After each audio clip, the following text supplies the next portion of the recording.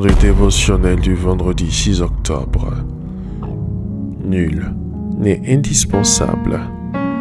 Esther, chapitre 1, verset 12. Mais la reine Vashti refusa de venir quand elle reçut par les eunuques l'ordre du roi, et le roi fut irrité, il fut enflammé de colère. Esther, chapitre 2, verset 4. Et que la jeune fille qui plaira au roi devienne reine à la place de Vashti. C'est à vu l'approbation du roi, et il fit ainsi. La loi de la compensation implique aussi que toute absence qui cause un désagrément doit être comblée par un élément de même valeur ou de valeur supérieure, afin de rétablir l'équilibre, l'honneur ou le respect. C'est justement et malheureusement ce qui arriva à Vashti, l'épouse du roi Assuérus, lorsqu'elle refusa de se présenter à la fête de son époux, malgré l'appel solennel de ce dernier. Ainsi donc, un roi dominant sur 127 provinces est publiquement désavoué par celle qui est supposée lui être soumise en premier. Selon les traditions en vigueur, la réplique sera instantanée et consensuelle au niveau de l'entourage immédiat du roi, selon Esther chapitre 2 verset 2.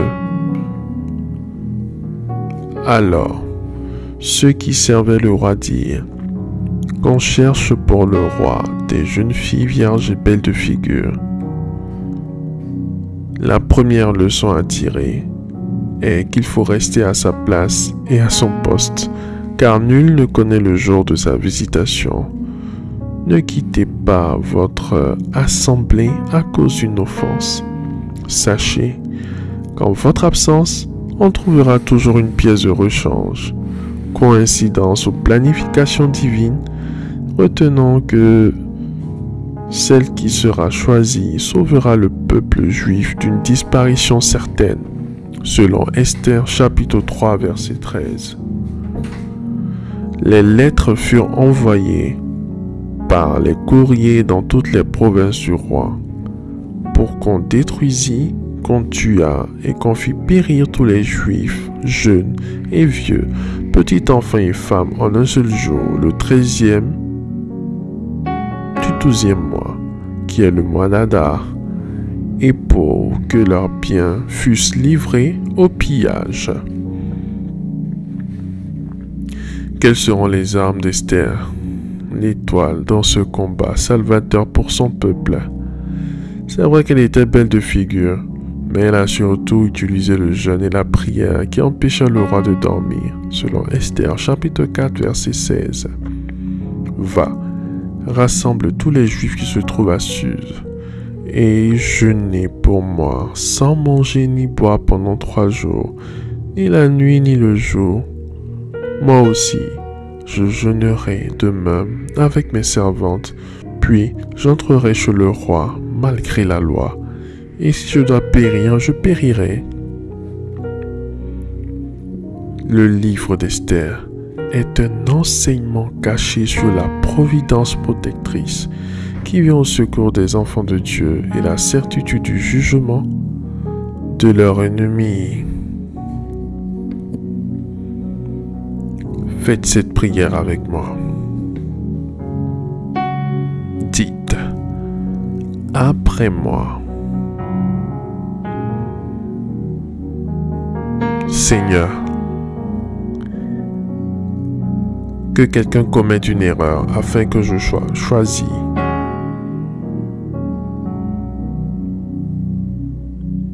Comme Esther à sa place au nom de Jésus-Christ.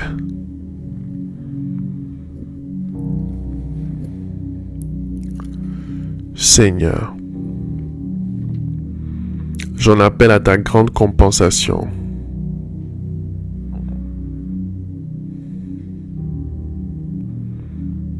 Même si je n'ai pas le diplôme requis ou la compétence adéquate.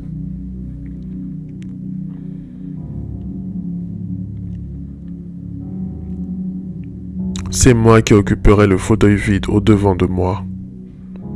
Au nom de Jésus-Christ.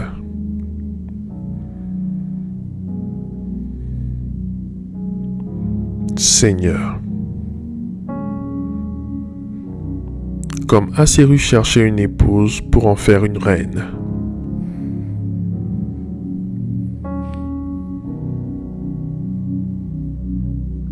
Que quelqu'un me trouve pour faire de moi son époux ou son épouse.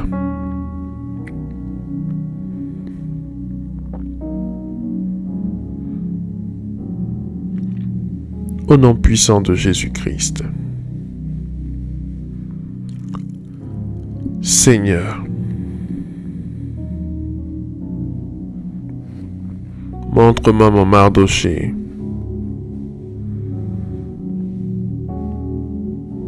Afin que je reçoive l'éducation et l'information nécessaires à mon positionnement.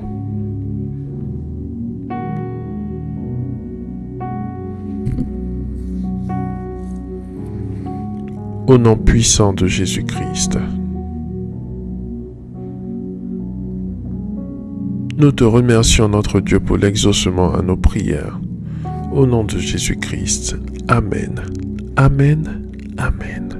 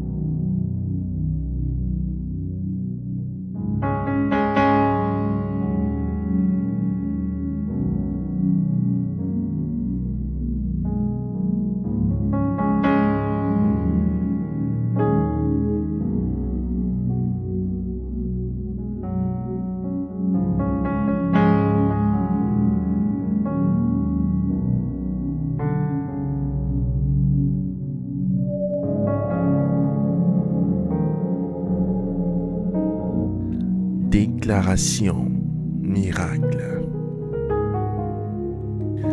Le dévotionnel de prière est disponible au sein de l'église Ambassade des Miracles à Abidjan, Cocody, 2 Plateaux, Carrefour Duncan, près de la Seuille, route du Sceau.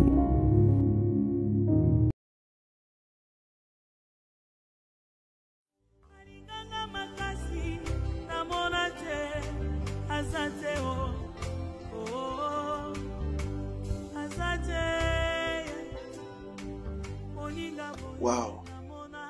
Mais qu'il est bon de lire la parole de Dieu. Elle est succulente, elle est délicieuse. Écoutez, je viens de trouver quelque chose tout de suite dans le livre de 2 Rois, chapitre 4, versets 1 à 6. La Bible dit ceci, et je lis rapidement. Une femme d'entre les femmes des fils des prophètes cria à Élisée en disant: ton serviteur, mon mari, est mort, et tu sais que ton serviteur craignait l'Éternel. Or, le créancier est venu pour prendre mes 2 enfants et en faire des esclaves. Élisée lui dit: que puis-je faire pour toi? Dis-moi, qu'as-tu à la maison? Elle répondit: ta servante n'a rien du tout à la maison qu'un vase d'huile. Et il dit: va demander au dehors des vases chez tous tes voisins, des vases vides, et n'en demande pas un petit nombre. Quand tu seras rentré, tu fermeras la porte sur toi et sur tes enfants. Tu verseras dans tous ces vases et tu mettras de côté ceux qui seront pleins.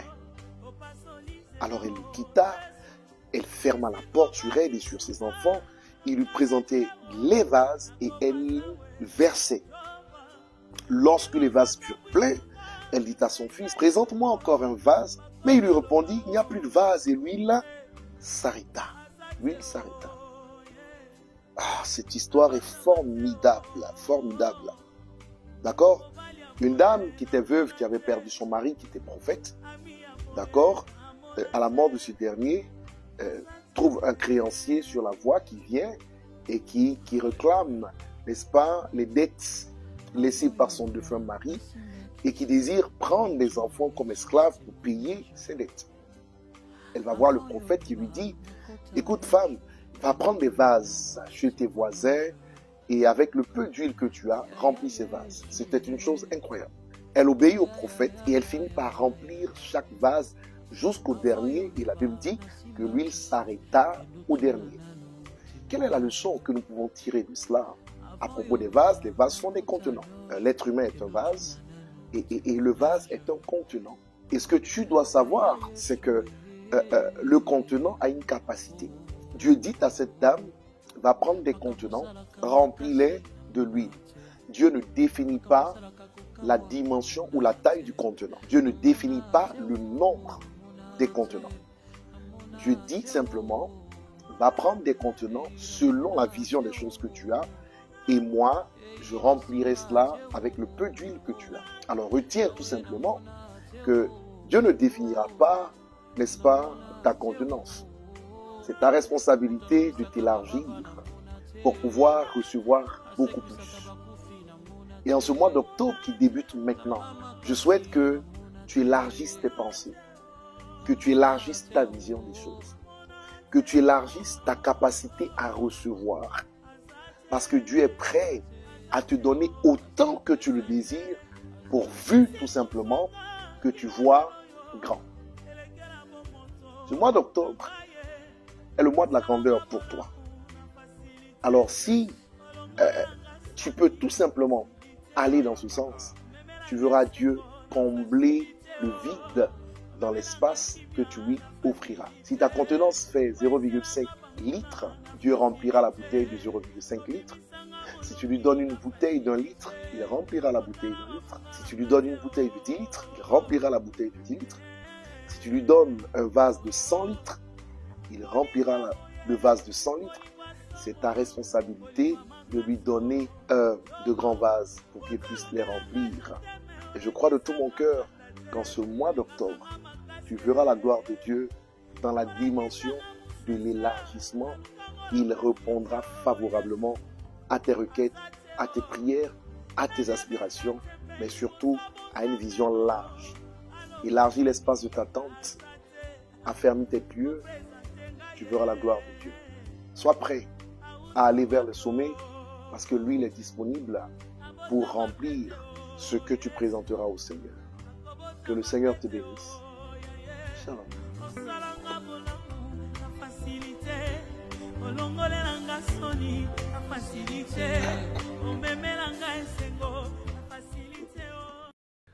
Déclaration miracle.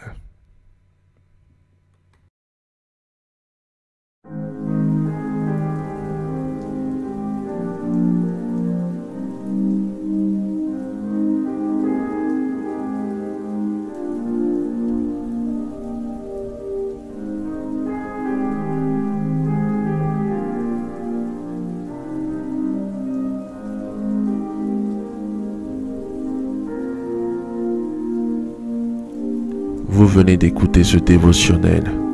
Vous ne connaissez pas Jésus-Christ et vous voulez l'accepter comme Seigneur et Sauveur personnel dans votre vie. Faites cette prière avec moi. Seigneur Jésus-Christ, j'ai entendu ta parole. Je crois et je confesse de mes lèvres que tu es Dieu. Seigneur Jésus-Christ, je t'accepte dans ma vie comme Seigneur et Sauveur personnel. Viens m'assister, viens me délivrer et manifeste-toi dans ma vie pour que la gloire de Dieu soit mon partage. Merci Seigneur de m'accepter dans ta famille. Au nom de Jésus-Christ. Amen. Amen. Amen.